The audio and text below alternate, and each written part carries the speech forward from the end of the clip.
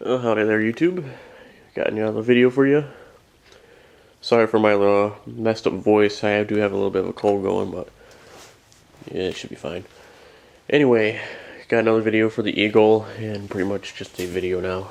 Just nothing for the last couple months. But as you can see,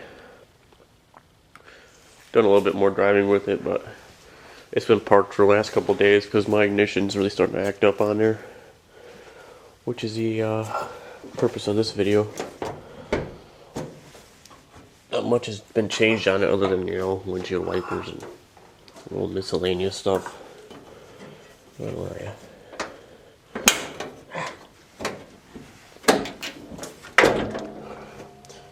Yeah, like I got myself an Optima battery because my last one died, which is right there.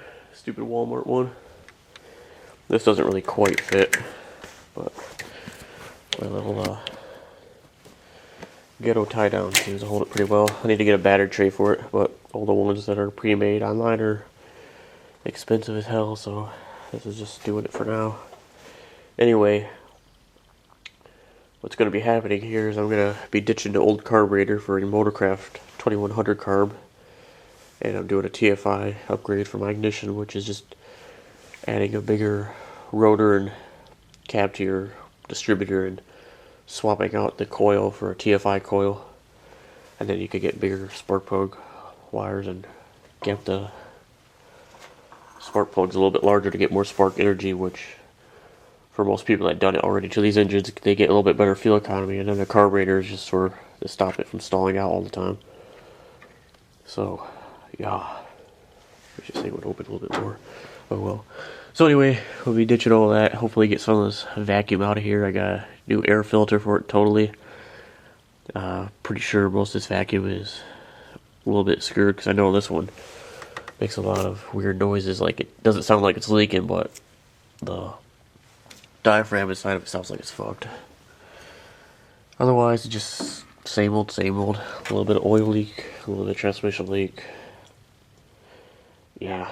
So anyway, we'll get started on this. Probably take my time with it. Oh, and I found out that all this crap blade here ain't EGR at all.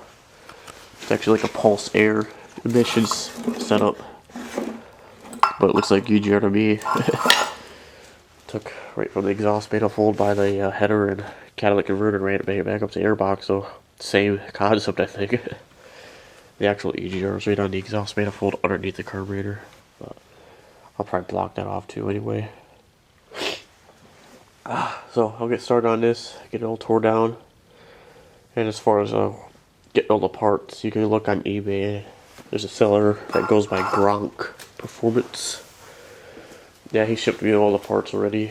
I didn't bring them out though, but that's his little logo, and that's all the instructions he sent by email, Plenty of it. So that's pretty straightforward stuff too.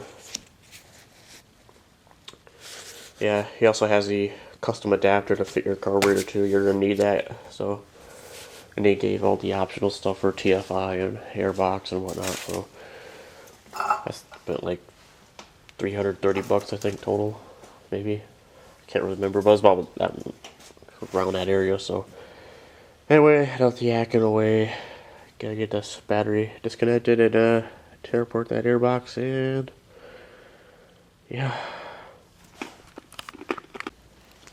So now that we got this airbox removed that has all this thermac sort of stuff thrown on it, which is just baffles and stuff for like that, heat riser shit, we can finally get a good look at the carb. As you can see, it's everywhere. Anyway, we got fuel lines, we got vent hoses everywhere, got electric choke, gotta get all that disconnected. And then there'll be some nuts that sit on studs on the intake manifold. We'll get those loose, get the carburetor out of here, and then you need to extract the studs using the old nuts off the carburetor that held it down. And then you can start cleaning up the place a little bit. As far as the thermac system goes, there was like a vacuum line goes right down there. Here you got over here, you can see this is your choke mechanism right here. it's connected way down in here, so yeah, that doesn't want to come out though, does it, without falling apart? Sweet. Well, alrighty then. I'm no longer sure if that is supposed to come apart like that, or if it's just a little... Yeah, it looks like this. There we go. Yeah. Pretty sure that plastic thing wasn't supposed to slide off, but anyway. Lots of stuff to keep track of here. I'm going to be using this little stepper motor for the choke on my new carburetor, and I need to get a new fuel filter. Never thought about that. Of course, you gotta get your throttle spring return disconnected. You know, just... I don't want to lose this. Set it up here. 1/2 inch 9/16. These aren't gonna come off easy. I know that.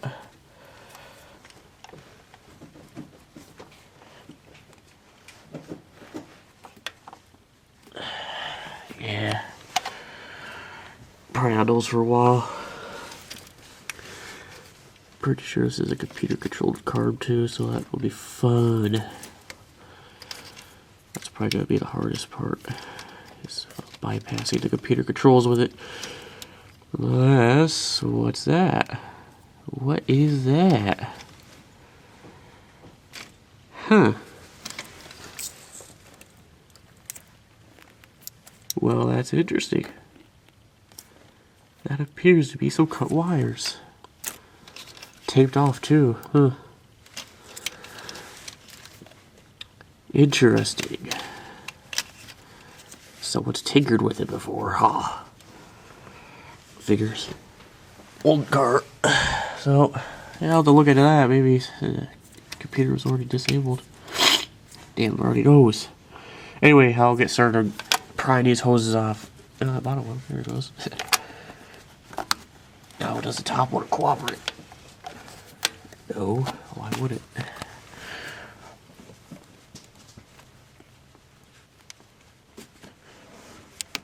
There we go. My carb.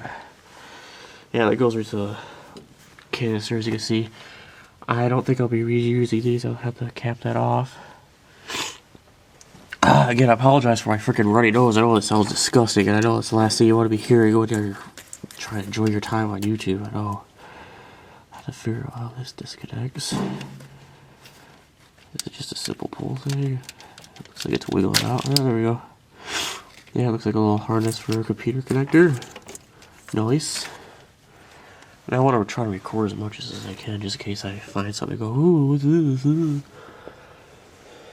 Alright, so I got the fuel line yet. Looks like there's some vacuum.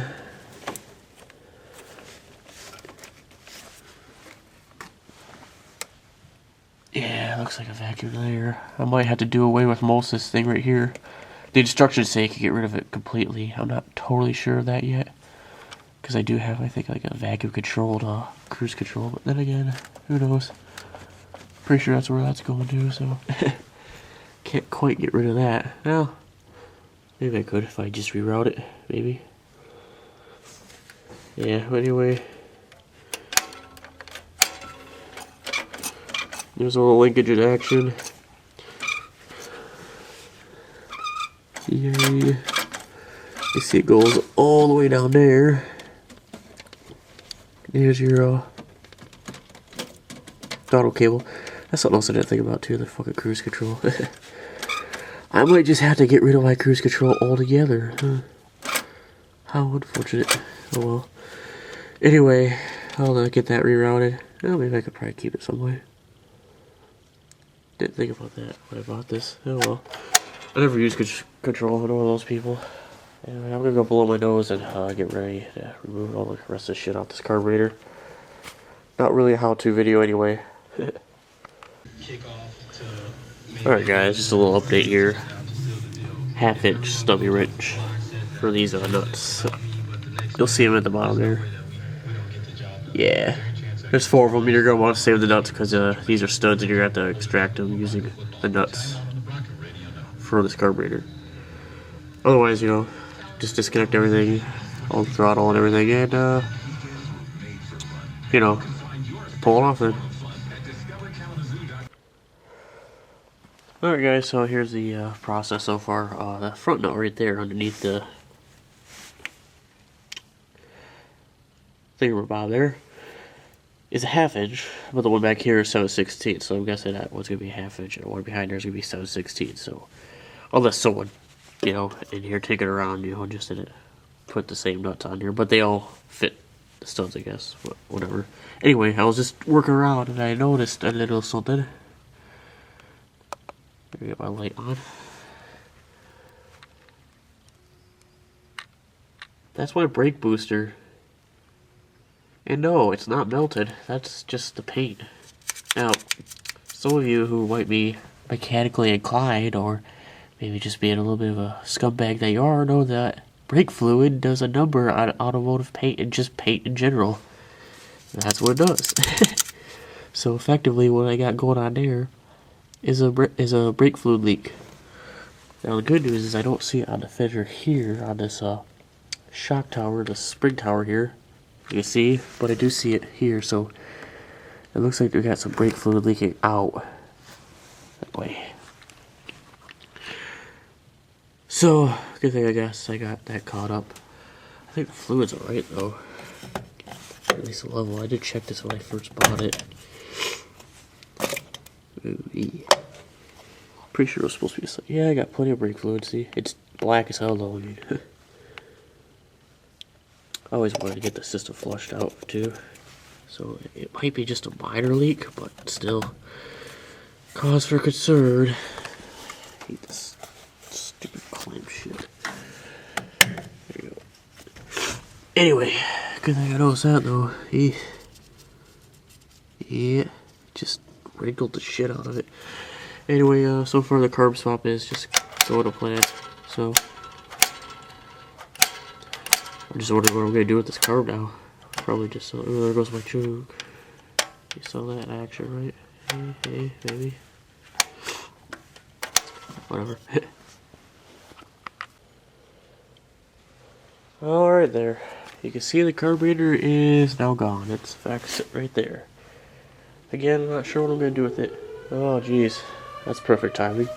Anyway, I'm not really sure what I'm going to do with this. I'll probably just keep it, just in case I do sell the car, maybe. I don't think anyone really wants one of those carburetors unless they're doing a total restoration, in case they probably already have plenty. So that might be some just burned out oil flakes. So yeah, I'm gonna perhaps check over these intake manifold bolts. I don't really see any signs of one being loose. And at this point, you might want to clean up, you know, get everything set and ready to go. Plastic spacer here. Just please.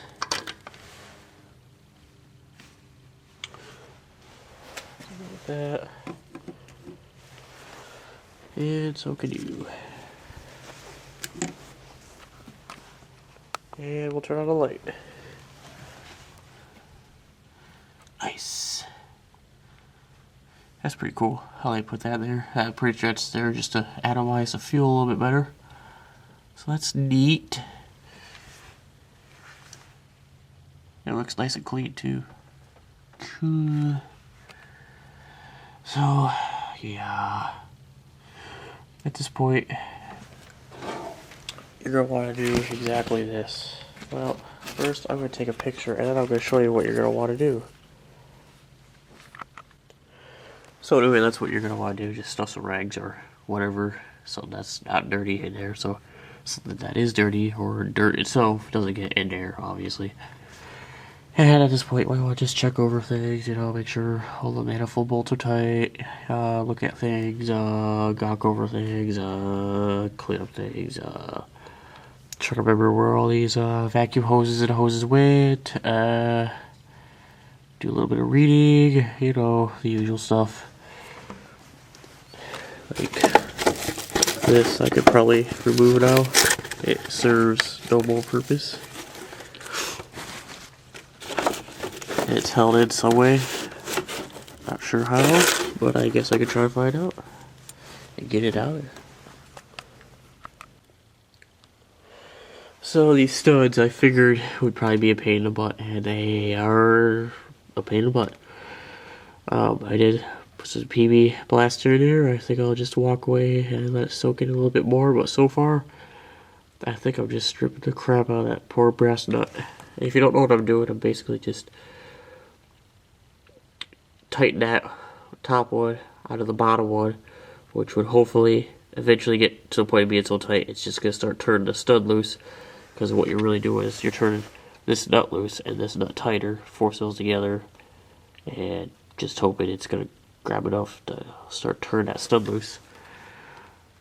But those studs are quite in there, so it doesn't want to come out.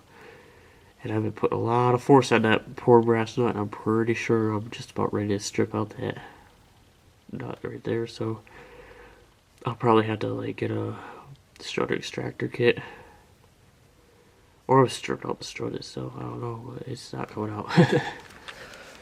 So that'll probably be something I have to make come out some way. So that should be fun. Alright guys, as I expected, these studs were a little bit of a issue in slowing you down at least. Lots of PB blaster, a couple hours to let it sit in, and I had to swap out the nuts for some of those steel ones you see there, because the brass ones were starting to round out on me. You can see, yeah. I got some steel ones in there, and it is finally loose. Sweet. Well, at least I hope it feels like it's screwing out, so I didn't strip it at least. So awesome. I thought I was gonna have to just wait till Monday for the parts store to open to rid of freaking extractor. Just to get my carburetor swapped out, but cool. I guess I can continue working through the night. So, yeah, why not? It's already cold. It's only gonna get colder, right? Yeah, it's coming right out now. Sweet. So you just do that basically. You just use a tune-up method. All of you're probably gonna need some steel nuts rather than the brass ones, and you're gonna need PB blaster. Of course, if you had like a torch, you could probably do this. Not the brass nuts, but then again, using a torch to your open fuel lines like you see here, probably not such a good idea, but if you were to get all the fuel out of the question, you know, maybe like take the manifold off, that's a viable option too. And I am so badly congested, I just feel retarded. Yeah, it's coming right out. That's good. I thought I was gonna be stuck on this. Feel like a freaking goof or something. Yes. One stud. So you want to go. Alright. So anyway, got those studs out. Those last three were way easier for whatever reason. Here's my new refurbished carburetor. It's not really a new carburetor, but Motorcraft 2150. Be sitting in there, facing forward like so. Got some of the linkage already done. It's set up for pull down like the stock system. And looking at it, I should just be able to hook up the linkage and then just get the spring set up. And I do got all the little bits and brackets and tools to mount all the linkage and get the carburetor on there. That will replace the hose in the back. Get it capped off. Plus look nice. And then of course you do need one of these to adapt it back onto this intake manifold. And you can see there's all the gaskets. You can kind of see the difference in bolt pattern, stud pattern, what you want to call it, hole pattern. So yeah, that's some of the kit right there. So yeah, get started on that.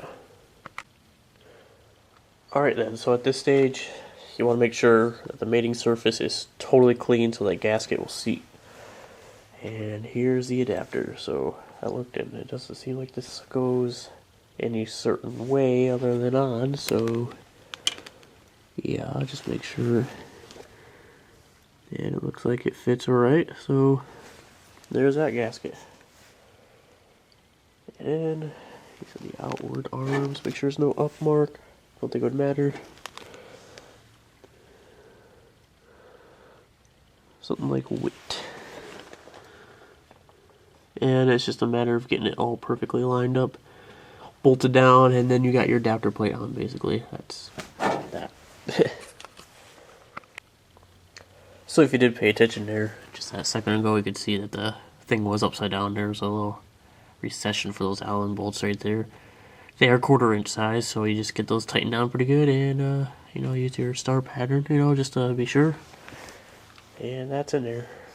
Cool. Now we gotta make sure these gaskets get lined up right and get those on. Yeah, something I forgot about was getting my choke off my old carb. As you can see, I got a little spot for it on my new carb. So yank that off and swap it over. Shouldn't be too big of a deal. So this is the electronic choke for the carburetor. It will fit the Motorcraft carburetor. And you're basically just trying to guess how it works.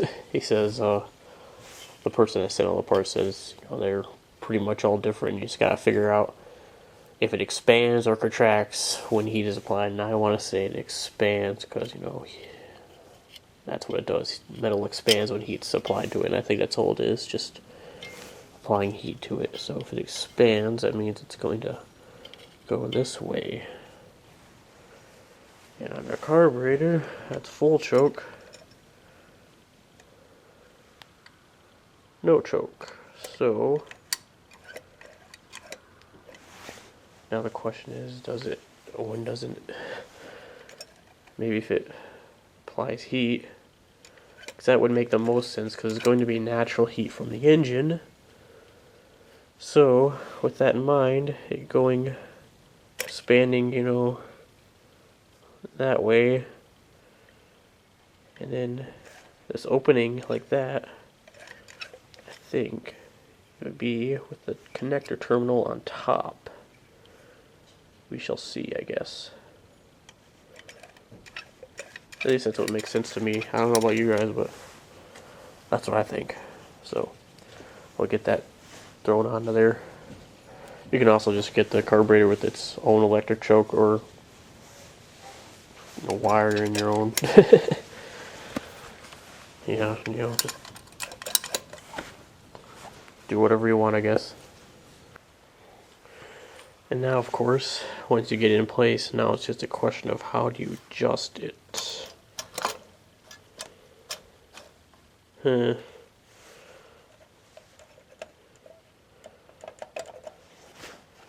I'm not sure if I want it totally closed.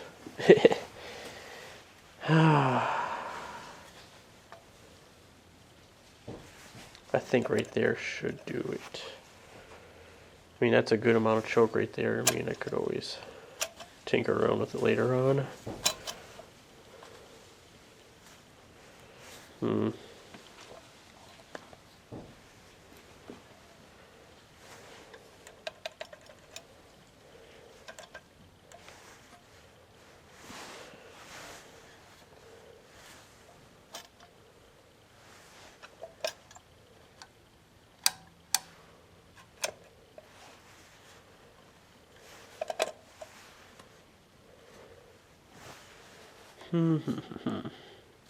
Yeah, I'll try it like that.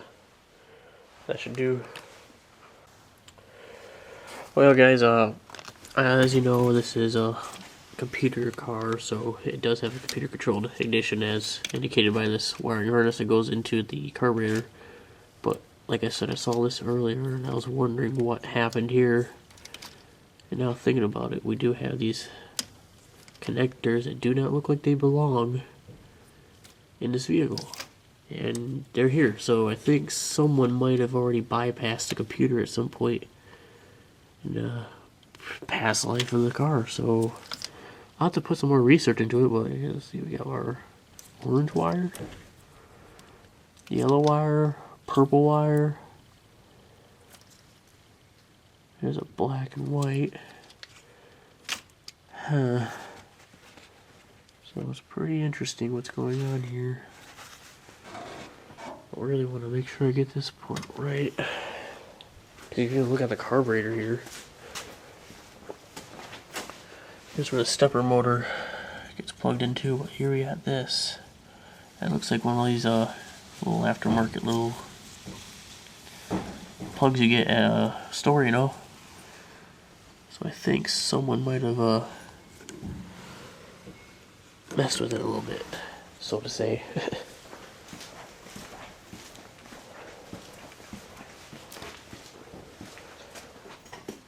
Very odd. Here's the other one. Not sure. Black and white. That's what we're looking at. Cut it away from the firewall with the stepper plug. Add that wire to the ignition. Violet orange wires from the distributor must be cut, and the orange wire from the computer to the ignition module too. Well, those wires were orange, so let's have a look at the distributor here. There's the one coil I'm going to be replacing here soon. I got a bigger cap and rotor for the distributor to get more power. Electrical tape. Some wiring.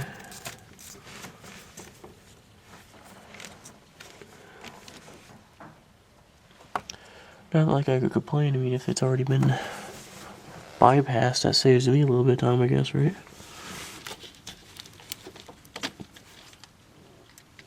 Man, this thing's such a fucking dirty mess. This cluster of wires. Pretty sure this is my computer here. Anyway. Heavy duty. That or an ignition box of some sort.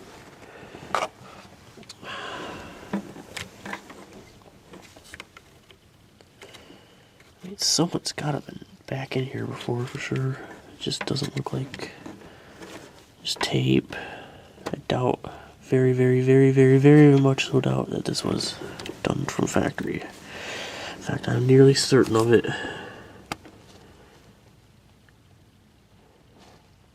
There's some orange wire down there.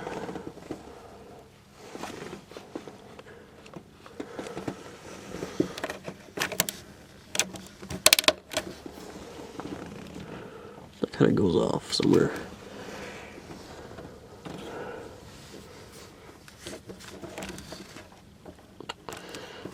I do wonder.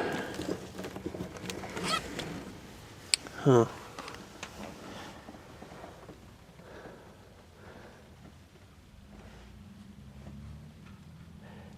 Interesting. I'll have to put some more research in this. Oh, here's some relays. There's an orange wire. That's probably the one you don't want to cut. That's probably a freaking important one. Another connector. Because the instructions you written out for is mostly for, you know, a Jeep, not an AMC Eagle, so it's a little different. But I think it's the same concept anyway. Those wires are going back. Some more exposed ones, and there's an orange one in there.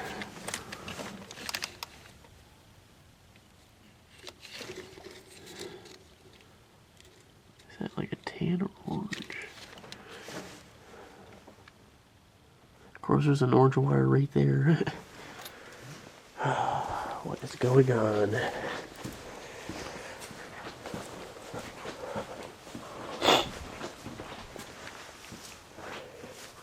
detective work. This is fun. Aha, this looks different. So we got a little splice here. Going down. Way down somewhere. I'll use my handy cam.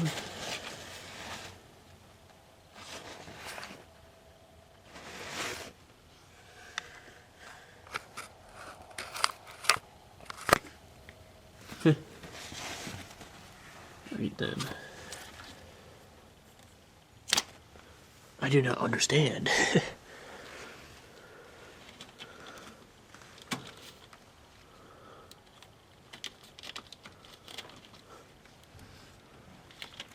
Yeah, see, that was taken out at some point. Because this is between the lines, and this was obviously part of the loom. So, yeah, I'm going to put some more research into this, look online about this whole bypass nonsense, and see if this car was already bypassed. If it is, and then I could just start going through. I just popped out. Nice. Get back in my hole, please. Yeah, it's junked. Anyway, I'll probably call it a night. It's getting dark out now, and I want to get some research on this whole nutter bypass stuff, so until tomorrow, I guess.